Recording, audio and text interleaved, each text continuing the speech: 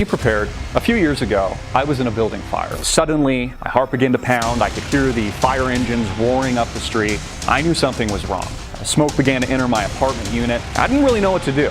I wish I would have known about this product, the SkySaver. Check it out at skysaver.com. Your personal life-saving rappelling device. Holds up to 300 pounds, rappels up to 260 feet. Tested to the highest quality standards. Check it out today. Your personal life-saving backpack. Click the link below right now. Hey everybody, I'm Christopher Green. You're tuning into AMTV Alternative Media Television. It is Thursday, September 3rd, 2015. In today's video, you'll learn the real reason the President of the United States was in Alaska. It is beautiful.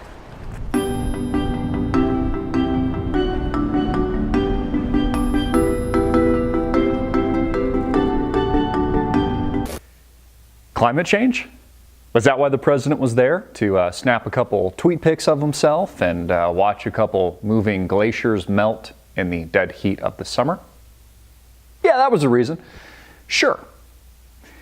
You know, maybe there was another reason that the President of the United States was taking a multi-million-dollar vacay in Alaska. Maybe it had nothing to do with climate change. The Wall Street Journal curiously reported yesterday, after I did yesterday's video, and said that the war with China is fast approaching, that five Chinese Navy warships just happened to be off the coast of Alaska. For the first time ever, an unprecedented move by the Chinese Navy. 5 warships. Could that have something to do with Obama's visit to this part of the United States? These 5 Chinese warships patrolling an area they've never patrolled before. At the same time, Obama curiously happens to be there. Is it possible that Barack Obama was meeting with a Chinese official? Is it possible there was a meeting occurring in secret? Is it possible that the President of the United States was in a war room over the past couple of days discussing geopolitics? Have you noticed there's been a lot of tensions lately? You notice China, in this huge mark of showmanship, had a major military parade the other day, something that they do maybe every decade, maybe. This huge parade showcasing their power and their authority over the rest of the world. Have you noticed that there's been a lot of rhetoric coming from the West and the mainstream media attacking China for the current stock market crash that's affected America, blaming them for all of our problems? Have you noticed how we've been pointing a finger at these countries for a while now, whether or not it's China and or Russia, the 2 countries, by the way, that we're going to war with in the not too distant future? So what was the real reason Barack Obama was in Alaska? Was it to take a tweet pic? Was it to just take a vacation and, make this push for climate change, and attack coal companies? Really?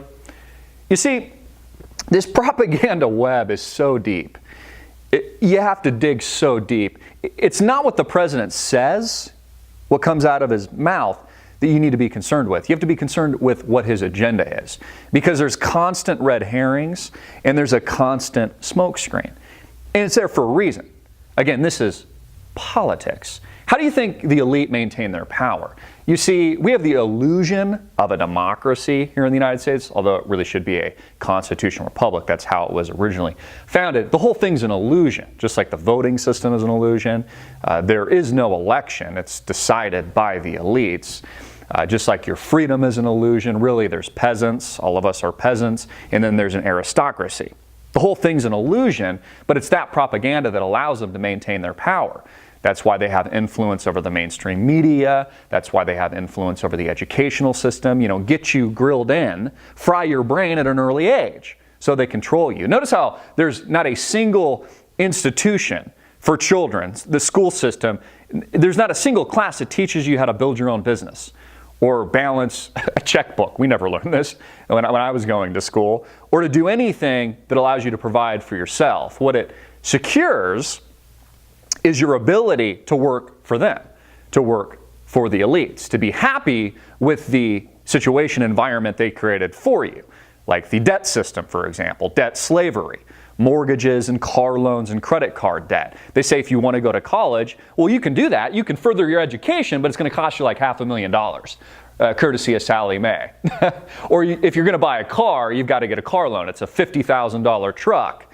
Or if you want to buy a house, it's a minimum of, $300,000 or something like that, the median price in certain states around the country, because it enslaves you. Nobody asked the question why. Why is there a debt system? Why does that truck cost $50,000? I mean, if I had to pay cash and there was no credit, what would it be worth? Why is that house worth $300,000? If I had to pay, with cash and there was no credit, would the $300,000 house be worth more like $30,000 or $50,000? Nobody answers or asks, more importantly, these questions. Because again, the whole system is built around this illusion. And it's built so the aristocracy can maintain their power and their control over you. So the real reason the President of the United States was in Alaska, I don't think it was to take a couple pictures of a moving glacier. You see, there's a buildup to war right now. China is showing its strength. And when you match ourselves to China, I mean, there's just some staggering statistics. I think something like the entire middle class of China is larger than the U.S. population. Not to mention, if you match us up man to man, there's a lot more men and women that could fight us in an upcoming war than almost any other country in the world. Staggering. They've been building up their military. In fact, it's one of the reasons why they're dredging the Spratly Islands right now. There's a lot of controversy over that. They're creating more acreage, and they're beefing up their Air Force, their Navy. One of the few things that the United States still has an edge on China, arguably technology, is also the Navy. We've got quite a few more warships than China does. But on every other level, militarily, if you look at their air power, their manpower, etc., we're basically matched evenly. Pretty scary, isn't it? It's also pretty scary that the US dollar is losing its reserve currency status. Not according to me, even though I've been harping on that and talking about it for over 5 years now. People, say it's a conspiracy theory. Now it's just reality. This is what John Kerry's telling you. He's telling it to your face that this is happening, that the US dollar will be no longer. Again, another reason we're going to war, because this plays into the economics of war. It's how the banks make their money. They finance, again, both ends of the war, just like they did during World War II. They make money on both sides. Who cares what the casualties are? Because again, it maintains the control of this aristocracy that makes up America. There's a lot of talk that September is going to be a very bad month for stocks. People are saying it could be the end. Shimida, they're talking about things like that. That we're going to repeat the crash of 2008 and 2009 in September. These historical patterned months where the market experiences, more volatility than usual. I actually don't think any of that's going to happen. Not this year, at least.